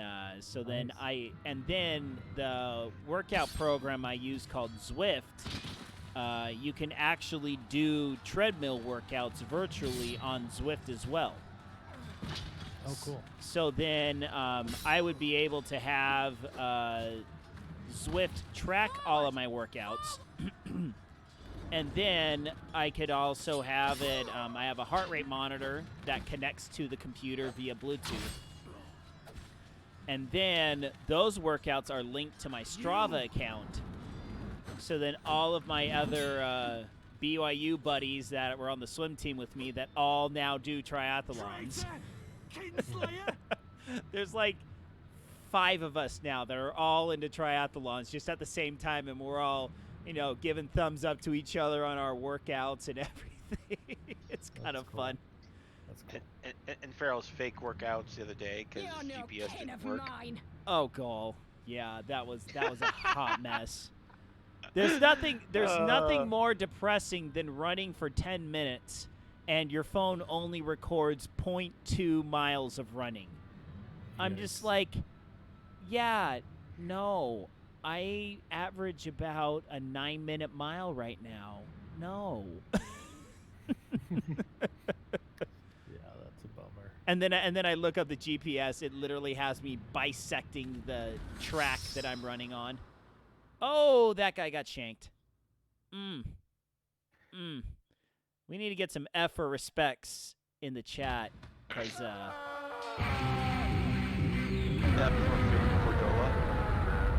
yep.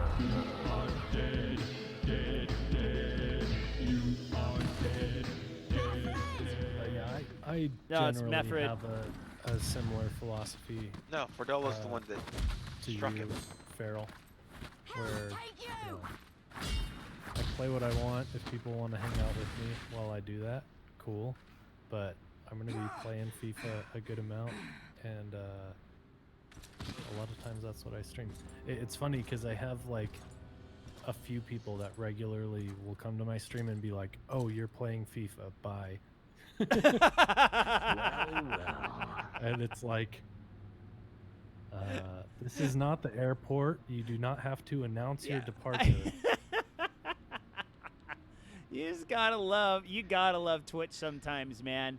Because there's like, it's so funny how the microcosm of a lot of Twitch streamers, I am thoroughly convinced there are a lot of Twitch streamers that like have very big mental issues.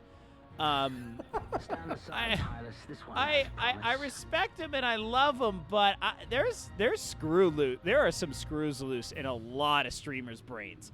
I mean, and also if you think about it, it's the ultimate. Hey, look at me! Here I am! Da da da da da. You know, it's a hey, look at me! I'm doing this thing. Come and watch me! Me. It's Brian Regan and the Me Monster. Me. But there is this gal that, and this is the second person I've seen do this. They're just like, oh my gosh, you've been watching my stream for how long, and you don't have $5 a month for a sub? Are you talking about Bad Bunny? I think so. Did you see that one? I've heard about it. Yeah. Yeah, that's actually the second one that I've seen within the past like 6 months or so. There was another one I saw that she was just like they were like what, trying to guilt their viewers into getting a sub? This was beyond guilt. This was like flat out shaming. Like, like you are a horrible person for just coming in and freeloading on my stream. I'm just like, you know, there's a solution for this. It's called subscriber only streams. Yeah, if you really are having this kind of an issue, you flip on that subscriber only stream, and people that aren't subscribing to your stream, they won't see you. What a concept! Did you hear about Dr. Disrespect's skit he did about it? No, but he's he's officially on Mixer now, right? No, he's still on Twitch. Oh, he is? I thought he got banned. I thought he got permabanned. No, he got banned for like a week. Oh, okay. I was gonna. They don't ban anybody that makes them money permanently. Yeah, that's what I was thinking. I was just like, if they'll ban them indefinite, which means they don't have a definite amount of time that the ban will last, and then they unban them right after a week or 4 days or whatever. But he did a stream and he did a skit on the stream where he took a fake call from his manager and pretended like he thought his mic was muted, and he's like if they're sitting in the channel watching me for free, I'm gonna effing be pissed off. Yeah, the donations.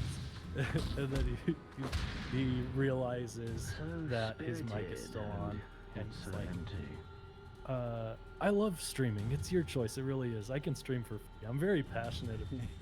And then he like pretends to mute it and like accidentally does right.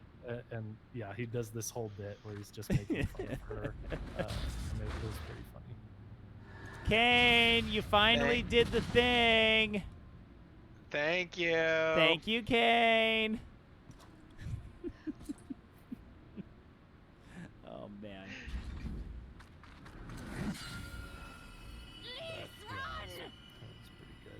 Come on, Eastola. He also did a really funny skit when Shroud like messed up his when he got in his scooter accident.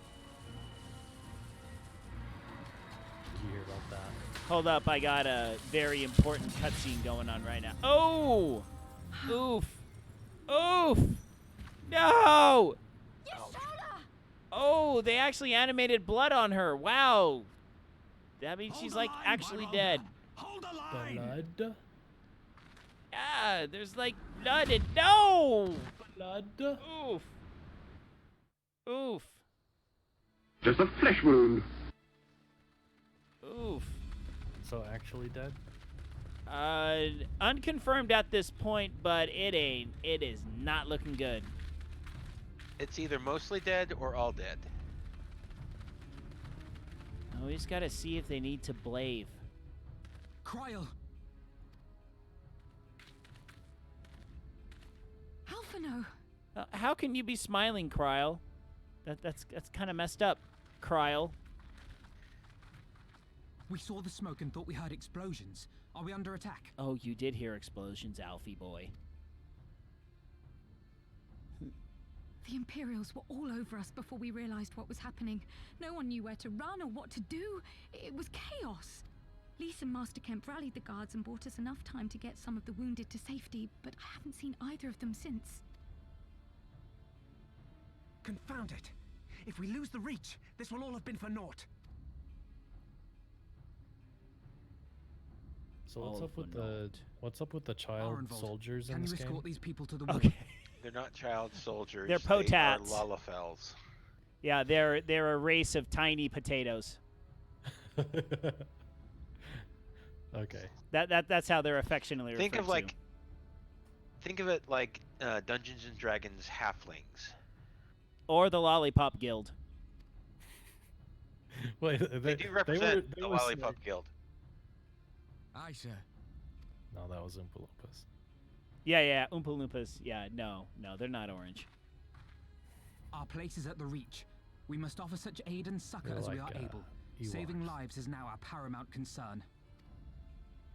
If we can hold back the Imperials until Yeah, Father sends Operator reinforcements, has a we may yet turn the tide. potato mage. He's very proud of his potato mage. A potato mage. No, it's a impressive. Lalafell mage. I'll join you. I've done all I can for these people, and you'll It's be not crying out actually for a a healer potato? in there. No, it's not actually a potato. No, That's sad. it is sad. I fear you're right. Come, there is no time to lose. All right, then let's not spend. Nope, don't nod at everybody. Just run. Oh, the nodding in this game. It's like where they're like, we must go now or everyone's going to die. Nod. Next person. Nod. Next Nod. person. Nod. Nod. Just go! Just go, you people! Yes, we agree. It's like in Spaceballs. Why are we always preparing for light speed? Just do it. Yeah, right. Go to light speed. All right, time to run.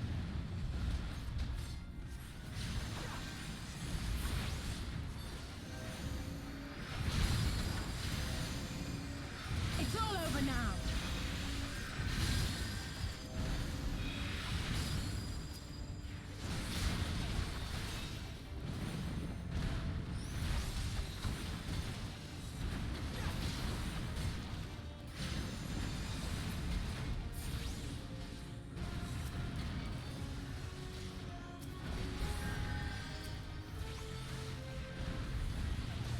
Let's see if I can position myself here and get fully going.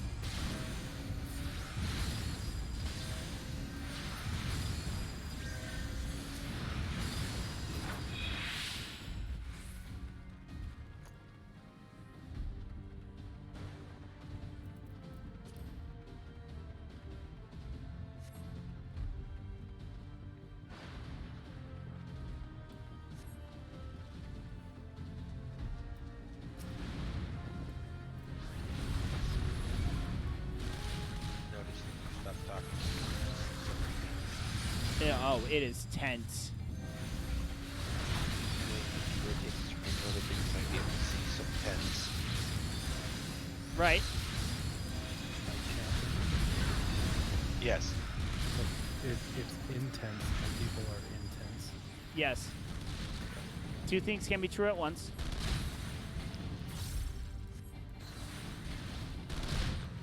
And two things could have been true previously, and that is the past tense. That's not a good call. No. You don't like that call. I don't like that call. Not a very good call. And yes, you got buzzer for that one, Will. What? No! Yep. I already filled my buzzer quota For for the the night. glory You of didn't the need flames! to buzzer me again. Dude, the amount of buzzering knows no bounds.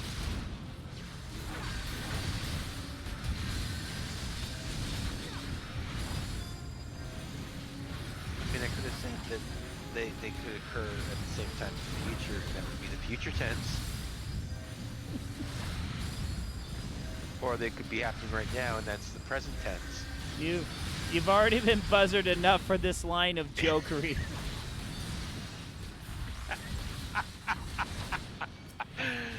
You know what? You're acting like that old fart in Talladega Nights. Chip? You're acting like Chip. You're just like randomly saying crap, and we're all supposed to be like, okay, this guy's here. Why? Is he? You're just now realizing that? Yeah. I've been in your voice chat for how many months, and you're just now realizing that? Well, you see, you have some actual spouts of sanity, and where the frick are all these people? Ooh.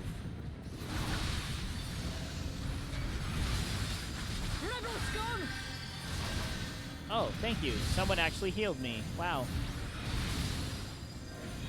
I read an article recently that Microsoft interface is looking a lot like Windows Phone.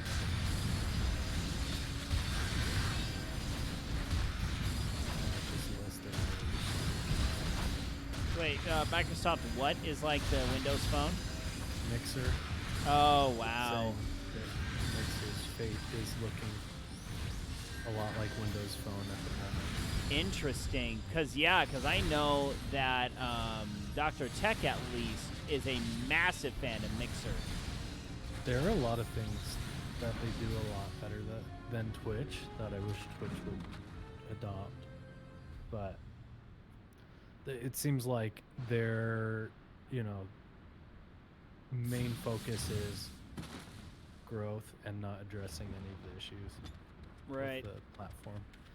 The low latency on Mixer is Yeah. less than a second, which is fantastic. Even with low latency mode enabled on Twitch I and need your really help. fast internet on both ends of the stream, you might be lucky to get like 2 seconds latency, 2.5. Right. So that piece is really good. They do cool things, curated content to support smaller streamers, My which lord, is the really prisoners. cool. Although they're See to your men, kind of pilots. moving away from that with like some of the big streamers they're bringing over, and it seems like a lot of their strategy is we want to catch up to Twitch, so let's start doing things the way Twitch does it. As you command, Right. my lord. So people aren't happy about that. And No, I thought it was just a lot of interesting. bugs. It was like 2018, I think, was when they had the whole Ninja broadcasting Fertner at New York City. I thought it was very interesting how people were really getting annoyed with that, and they're like, "Yeah, they're pushing ads for Ninja Stream on my thing, and I don't like it, and they're promoting him over us." Do you realize how much freaking money Ninja brings into Twitch? Right. You're darn right they're gonna promote him, buddies. It's like, how do you Exactly. not understand basic marketing? I mean, Yeah. you're putting a dude in the middle of Times Square on New Year's Eve. Yeah. Of course, you're going to promote the event, which therefore promotes Ninja as a personality, which therefore promotes his stream. Yep. I'm just like, how are you idiots pissed off about this? I mean, this is just advertising 101. This Yeah. is their platform. This is their guide. This is their event.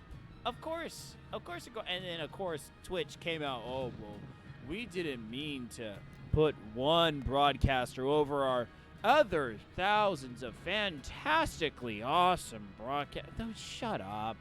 That's such bullcrap. Don't even. No. Well, you see, but the thing is, the people that are smart enough to understand that that's a hollow apology don't need the Your apology. friends were a Right. disappointment. The people that But you- the little snowflakes you that will entertain are me, will you not? butthurt about it, they won't realize that it's that the apology isn't sincere. Right. It's like, haha, we made Twitch apologize. Yeah, they're still promoting him, so who cares? The other thing that they don't understand is they assume the only reason they're not as big as Ninja is because they're not promoted by Twitch as much as Ninja. Like if they get on the front page of Twitch, suddenly they become the biggest streamer on Twitch.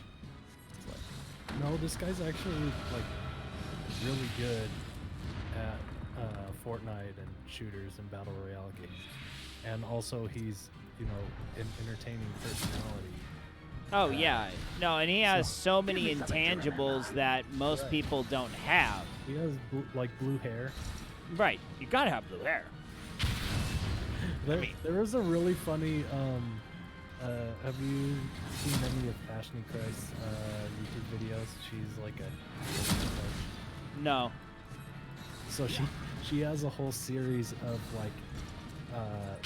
It's a playlist of videos on her channel, and it's like how to go from 0 to 5 viewers on Twitch, how to go from 5 to and so on. And there's just looking at the thumbnails in the playlist, she goes from like 0 up to like 1 to 60 viewers, and then the next one after that she has purple hair.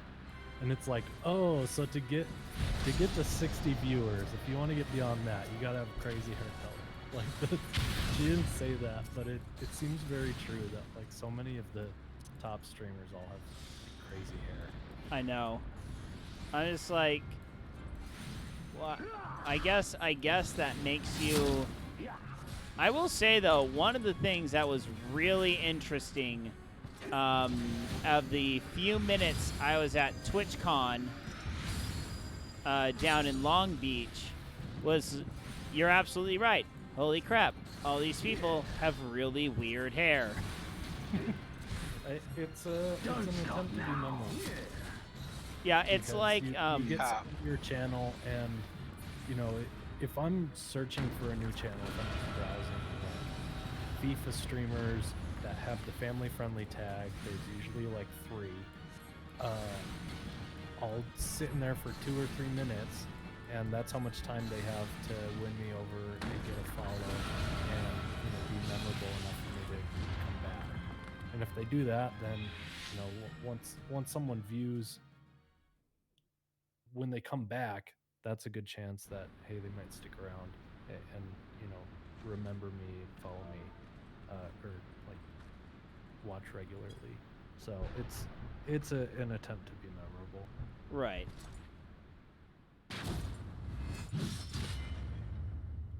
Oof. Yeah. I Just a flesh wound. I don't know if I have if I'll have hair long enough to go for that strategy. my hairline's moving.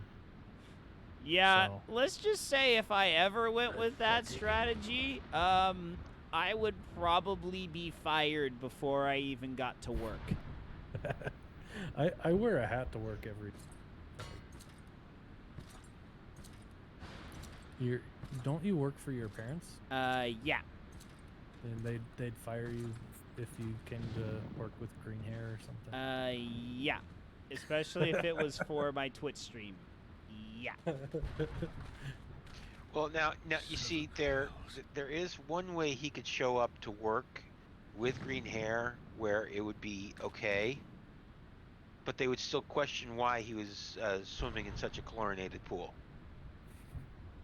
See, no, my hair turns white. My hair does not turn green in chlorine; it turns white.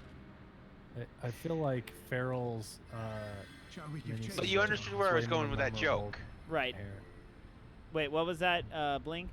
I feel like your mini sombrero on your green hair or some crazy color. I know. No, people dig the sombrero. It's funny. I get people come in, they go, "Oh my gosh, is that a tiny sombrero on your head?" Yeah. Heck yes, it is. It's my tiny sombrero. Yeah, I love it. Well, no, it's like the first time that my wife saw Farrell when I was gaming and in voice chatting. She walks around the corner, and sees the screen, and she's like, "What the heck is that on his head?" I'm like, "It's a tiny sombrero. All right, lass. Why is he wearing it? Why not?" Because I can. Because he has no shame. Yep. Wearing Speedos for 15 years has taken all that shame out of me. Doing Speedo runs during softball practice around the softball field has taken all of that shame out of me. Dropping your pants while were you water skiing? What was that story you were telling? Oh, yeah, that's right. Doing Papa Mun style No, while snowboarding. wakeboarding? Yeah. No, wakeboarding, wakeboarding. No, I'm not doing it while snowboarding. Heck no. 'Cause I'm more liable to tush it. That's going to be a cold tushy. No, I do that while wakeboarding. Much warmer. Much warmer. I actually haven't pulled that off around my wife yet, now that I think about it. She would just facepalm. That's all she would do. Are you still talking about wakeboarding? Yeah, I'm talking about wakeboarding. I know. That was a very weird left turn into potentially non-family friendly appropriate areas. Hey, that's my job. I know, right? Don't you die on me, Ishola! Hold on! Where's your plot armor, Ishtola? Come on, plot armor.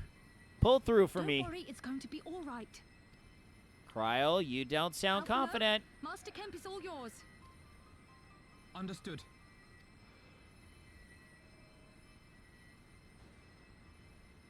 It's like, wait, since when does Alphino know cure spells? Don't just stand there gawping. You're a He's healer, aren't you? he's an arcanist. Oh, that's funny. They recognized my my character class. You Gosh need darn Baby it. Yoda. You're a healer, dang it.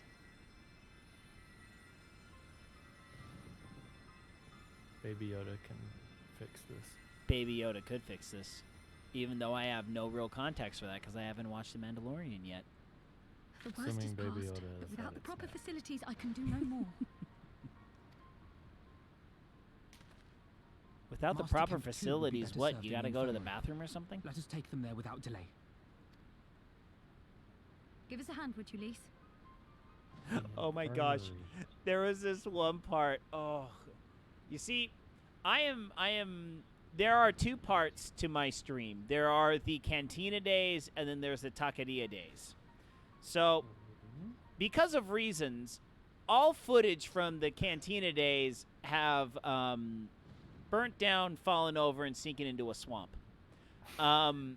So there are times when I will refer to, oh man, there was in the Cantina days, I did this, and I streamed this game, and there's this moment, and yep, all that stuff is gone, unfortunately. For reason, what? Is that intentional? Yes, it was intentional, and for reasons I am still not prepared to discuss publicly on stream. All right. So Of course. there's a very good reason I'm just not comfortable talking about it on stream. So I streamed Tokyo Mirage Sessions on the Wii U because Nock let me borrow his Wii U so then I can play Xenoblade Chronicles X and Tokyo Mirage Sessions FE. And there's this part where you befriend this like early teenaged TV star, and she becomes one of the characters in your party. I know you And must be there's a exhausted, but there part will be others who where need you our can help. totally Leave tell the these two to us and look translation to the kind of wounded. missed its mark. So then she was like, I need some help visiting the facility. I was like, wait, the bathroom? The facilities? I had this really good whole thing about the Awkward. facilities, and it was pretty funny. But that was back in the Cantina days, and those images and video clips are all no more. I know. F for the Cantina days. Those were glorious days. I think there's only 3 viewers that are still around that were viewers during the Cantina days. So what years was that? It was 2006 to 2007. But technically, streamed in 2006 and 2007. No. 2016, 2017. Sorry about that. Okay. I know. No, what no. were you streaming on? Justin TV, baby. AOL Instant Messenger? Right. No, they had Justin TV back then. Really? Yeah, I think so. Justin TV was the precursor to Twitch. Right, but 2006. Yeah, it started October 2006. Yep. Wow. Mm-hmm. Yep. Okay. I knew it existed because this was my. Because YouTube was like 2005. Yes. YouTube started getting really big right when I got home from my mission in 2005. And that's how I learned all my yo-yo stuff, quite honestly. So I was pretty much all in on the on YouTube because it was the only way I could upload videos. My beautiful little Windows Movie Maker movies that I made. Yeah. Some of those that I made. Oh, I still have all of them. Yeah. All my yo-yo stuff. But I knew Justin TV existed. I knew it existed. I knew it was kind of one of those, oh, you can play video games online and people watch it. I'm like, wow, that's interesting. I have homework to do. Now go away. So I never really got into it. But in 2016, I was listening to a radio show, and I learned about they were talking about streaming as a way to actually earn, as a way to do a side job. And the talk show that I was listening to, they had a streamer guy on, and he was talking all about it, and I was like, well, now that's interesting. So then I started looking into it a little bit more, and I'm just like, I wonder if this is something that I could do. I never intended this as a job replacement, but I was like, well, if I could get, a couple bucks a month, every couple months I could buy a new game, I could make this worth my while. But, so then about 2 to 3 months later, another guy who I affectionately refer to as Dinkus, he was on the radio program as well, and he was talking about starting up his stream. And I was just like, hey, you want to join forces and get into this thing together? He goes, hey, I'll take anyone who wants to join me. So then that was when I started streaming from my PS4. And I was just like, okay, well, let's give this a shot. And if I like this, I may want to build a new rig. And because my rig was a pathetic piece of garbage that was franken-modded from 3 different work computers. Yeah. And it was running Windows XP. So, yeah, we were just like, yeah, I need to upgrade my system. But then after streaming for a couple months off the console, I really started to like it, and then I built a rig, and then the rest is history. Nice. But then the cantina burnt down in November of 2017, and then the taqueria was built in February or March of 2018. And then I've been going strong pretty much ever since. So nice. But yeah, speaking of going strong, I'm not going strong anymore. I'm tired. It's Looks time. like my first stream was January 2017. Yeah. That would have been on the Xbox. Yeah. Yeah, mine was definitely on the PlayStation. I did some, like you, I did some YouTube stuff before that. Yeah. So anyway, we're shutting things down here in the taqueria. I got a mile ride, or an hour ride on my bike, and then a 3-mile run as my brick workout for tomorrow morning. So yeah, I need to get to bed. But anyway, what was that? Oh, I just said GG's. Oh, thank you. So, all right. So, we'll be back tomorrow night with more Final Fantasy XIV. I will be streaming my Zwift workout at about 5:15-ish tomorrow morning. So if you're actually up at that crazy hour, you're more than welcome to join me. Good tunes, good fun, and watching me go through a lot of pain. So that's the order. I always plan to be there, and you know my track record of how often I show up. Whatever. Like I said, I'm on the dump bike anyway. My computer's up and running anyway. So why not just put the dumb stream up? There's actually people that come and hang out. It's kind of odd. Yeah. Whatever. I'm an odd guy, so whatever. So tomorrow's Friday. So then Saturday we're gonna do Left Alive. We're gonna bring it back. We got to power through that garbage heap of a game. We are going to beat that game, by golly, one way or another. It may involve me looking up multiple. One way or another. It freaking Gonna hurts, get man. They're gonna shoot me. Freaking hurts, man. That's literally what the character says when he gets shot. It freaking hurts, man. Anyway, thank you all so much for tuning in. Bling, always a pleasure to have you in chat. If you are in a talkative mood, you are more than welcome to always raid the voice chat. I have no problems with that whatsoever. Okay. I'll keep that in mind. And yeah, Albino, best going away screen ever. Heck yes, it is. Nice Chrono Trigger emotes, man. That's glorious. I love it. And also playing the Chrono Cross ending theme because it's glorious. I don't remember what the name of it is off the top of my head.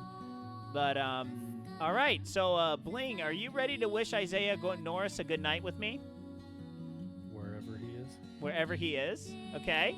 All right. So I'll be back tomorrow night. Thank you all so much for tuning in. Good night, Isaiah Norris, wherever you are. Wherever you are. All right, see y'all later. Good night, everyone. Good night.